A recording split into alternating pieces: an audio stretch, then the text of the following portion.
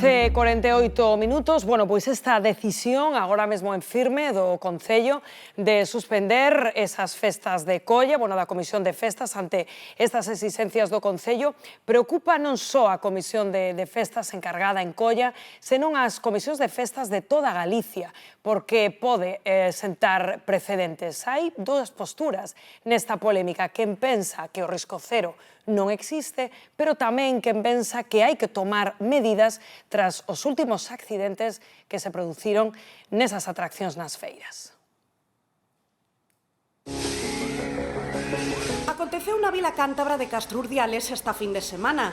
3 menores de idade gozaban da atracción dos saltamontes cando a súa cesta emborcou. 2 saíron despedidas e a terceira golpeouse a cabeza cun foco. Accidentes como este ou o acontecido verán pasado na parroquia viguesa de Matamá cando un rapaz de 36 anos perdeu a vida nun sinistro fatal nos saltamontes están a facer que os municipios miren con lupa a seguridade deste tipo de atraccións. Nalgúnas ocasións, incluso vetan o seu funcionamento. Xa hai comisións de festas que temen polos seus programas. As atraccións son moitas veces un reclamo do que non poden prescindir para recadar diñeiro. En principio non iban a vir as atraccións grandes, agora xa parece que son os pequenos tamén, entonces non temos ingresos, ou non ter ingresos vai haber que recortar nas verbenas. E hai dous bandos. Por un lado, algúns celebran o maior rigor das inspeccións e incluso apuntan que se tardou en facelo. Outros sinalan que son casos moi illados, incluídos os propios feirantes, que defenden a seguridade dun negocio que xa está sometido a controis. Estamos acabando de rematar ahora para que pase esta tarde el ingeniero de la revisión a todas las atracciones. Nos tienen que comprobar la instalación, el montaje, la electricidad y el funcionamiento. Sexa como sexa, a polémica está servida. O endurecemento dos trámites pon as nosas festas no ollo do ciclón. Quedaremos en verbenas este verán. Pois de momento a información a esta hora é que as de colla parece que sí, que non haberá, e iso que Rocío, a comisión, tiña todo preparado, non? Contanos. Sí, así é, todo estaba listo, orquestas contratadas e atraccións a punto de instalarse e a 10 días da festa o silencio apodérase desta comisión que prometía unha das mellores festas de colla. Que está sucedendo? Cal é a última hora? Pois que onte ainda tiñamos intención e esperanza de facer as festas, ainda entregamos documentación, pero hoxe podemos decir nesta conexión que temos que cancelar as festas de colla 2025. Que nos leva a esta situación, José? Pois esta situación nos leva, polo que nos piden no Concello, ter que vallar o recinto, facer un control de acceso, o cual é imposible de todo punto, un plan de seguridade para cada día da festa, porque hai que poñerlle plan de seguridade para as medidas dos palcos, cada día un. É imposible, eso non podemos facer. Cantos metros hai que vallar? Hai que vallar 122.000 metros cuadrados. A ver quen valla eso. As vallas poden ser un peligro no momento de salir a xente tamén. Claro, e que dá a sensación, María, de que isto acontece todo 10 días da festa. Non é certo iso que queren dar a entender, pero nos levamos dende febreiro, dende a parte que me toca por ser secretaria, entregando documentación, documentos que se perden, que se extravían, dende o Servicio de Mobilidade manteñen un silencio administrativo. Estou cansada de entregar documentacións que se extravían, se perden, todos os días pedindo cousas novas, ainda onte entreguei documentación e non podemos máis. 10 días faltan. E agora, José, que nos toca? Esta tarde faremos unha roda de prensa que estarán todos os medios para aclarar todas as dudas que poida haber, a ver o que pasa. E pornos un pouco en situación tamén, porque María, entendo que cos orquestas falachedes xa. Ainda non. Algúnas se enterarían polas noticias da prensa, pero ainda non. Temos que falar con eles esta tarde e ver se hai repercusión económica e demais cousas, porque teñen a data agardada e estamos reservando un día que finalmente non van a poder traballar. Claro, ainda non sabemos cal é a repercusión económica, moitas orquestas estarás enterando tamén agora nesta conexión, e os veciños entendo que se sinten tamén inquietos, non? Sí, os veciños sintense moi inquietos, queren preguntar sobre todo que se vai a facer cos seus cartos e demais, e nós como comisión tamén estamos bastante fastidiados. Personalmente eu, que na miña familia somos as primeiras mulleres en entrar na comisión, en un traballo de homes, o antigo presidente era de apelido Carreira, e quería que os primeiros Carreira foran mulleres que entraran na comisión, e personalmente, dende a parte que nos toca, estamos moi fastidiados. Claro, unha comisión devastada, María, e de cara cara ao ano que ven, agora que xa sabemos que as festas de colla deste ano están suspendidas, como afrontamos o ano que ven? Nós vamos a ter os cartos reservados para volver a intentalo o ano que ven con máis forza se cabe, porque os de colla somos tercos e cabezóns, e vamos a volver a intentalo porque a xente do barrio merece as nosas festas, e a Virxe da Consolación, que non se nos olvide que é o máis importante, merece o máis todavía.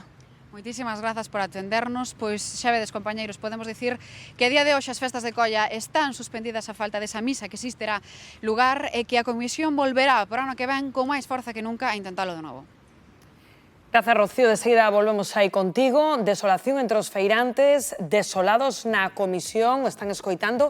Bernardo, que di o Concello de Vigo? Porque hai dúas versións completamente contrapostas aquí, non? Imos debullalas, as versións e os argumentos, porque efectivamente sería a primeira vez nos últimos 100 anos que o barrio vigués de Coia quede sen as súas festas. Primeiro punto, plan de autoprotección presentado. Dende o Concello piden un plan de seguridade e autoprotección diferente para cada día do programa de festas, é dicir, un documento para venres, outro para sábado, outro para domingo, no que se especifique a previsión de aforo, as actividades a desenvolver, que facer en caso de avalancha, de incendio, medidas exactas e numeración de cada unha das atraccións. Pola contra, para a Comisión de Festas resulta inviable técnica e materialmente aforar a festa cun límite de persoas nun espazo aberto de máis de 122.000 metros cadrados. Din que non poden asegurar ou limitar o aforo. Os técnicos municipais consideran que a documentación presentada non é válida nin suficiente, polo que o Concello emitiu informe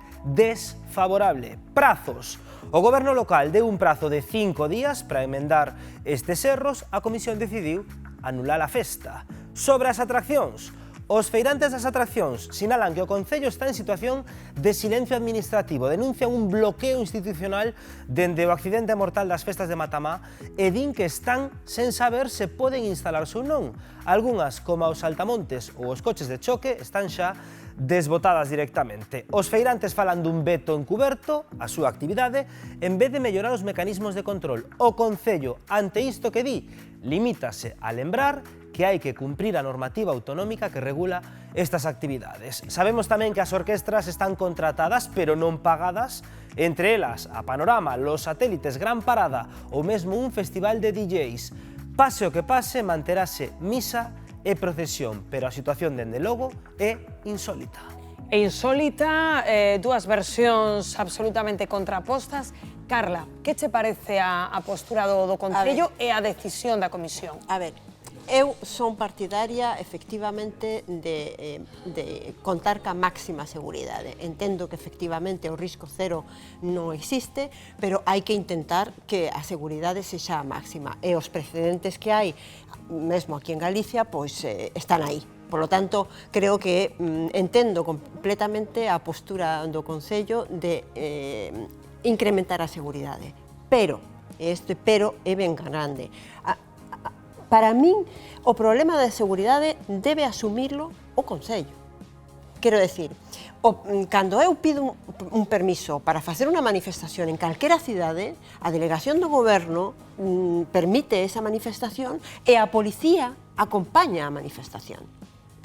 Vale? É dicir, creo que neste caso, quen debería asumir o costo e as persoas, ese plan de evacuación debe facelo o Concello. E non tirarlle a bola a Comisión aos feirantes. Xosé Antón, como ves este asunto? É que son dúas cousas distintas. Aquí o que se está dicindo é que o Concello non autoriza a asociación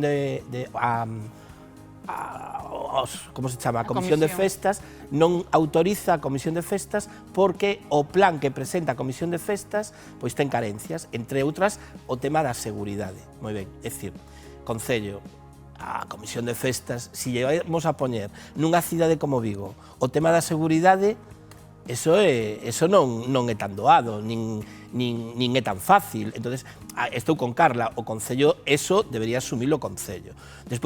Despois tocamos o segundo plano, que é o plano das atraccións. E nas atraccións pero aquí non se están falando da seguridade ou non das atraccións, estamos falando da seguridade do perímetro que ten que haber, da evacuación e de todo. Pero non podemos esquecernos, Patricia, de que probablemente se non tiveramos aí ese accidente en Matamá o ano pasado, non estaríamos a falar de eso. Aquí hai un telón de fondo que casi ninguén está nomeando, pero que é o que está marcando a tónica, que hai un falecido o verán pasado e unha instrucción aberta penal por esa morte e varias persoas sinaladas. Que está sucedendo aquí?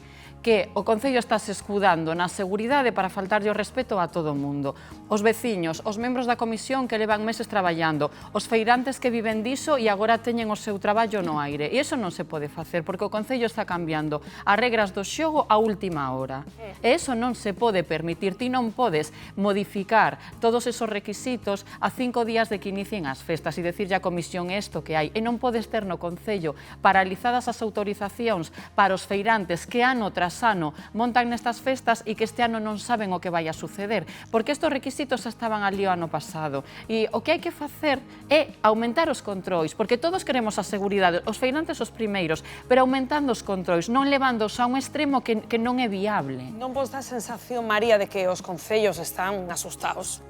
Non queren o marrón, imos a falar claro, de que é un accidente nunha destas atraccións, que creo que é o máximo risco que poida haber, e que quizáis, bueno, pois estén dicindo imos amarrar o máximo para non ter riscos, non? É que isto asusta un pouco porque dis, entonces que pasa? Non traemos atraccións, as atraccións son as que nos financian as orquestas boas son as que costanos moito pagar, non nos chegan a cuota dos veciños, porque os veciños poñen unha parte, pero se nos chiringuitos, se nas atraccións, exactamente, gracias ao Saltamonte, porque a cuota dos veciños non chega a nada. Se non traemos estas atraccións, non hai festa. Logo cabe preguntarse, Patricia, igual é porque os medios estamos pondo foco sobre os accidentes, acabamos de velo, o último aí en Castro Urdiales, e realmente non hai tantos, é dicir, celebranse moitas festas ao longo e ancho de España, é dicir, hai tanto risco ou é que igual nos mesmos... A ver, os accidentes afortunadamente son excepcionais, pero existen e están aí, e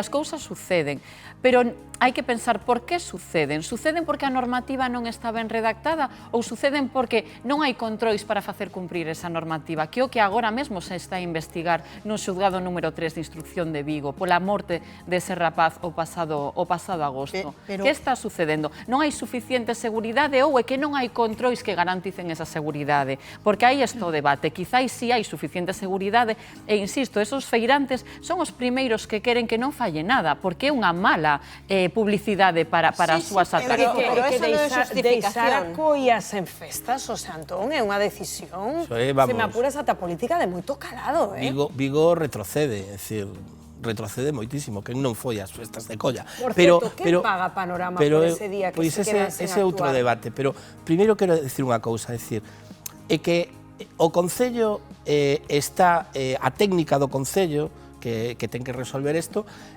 está xogando a primeira carta, é dicir, está dicindo, non, eu non quero que as festas, o sea, porque van a ser imposible cumplir esos requisitos. É imposible aforar unhas festas. Efectivamente, porque, a ver, que vai pasar en Castrelos este verao? É dicir, vamos a aforar Castrelos?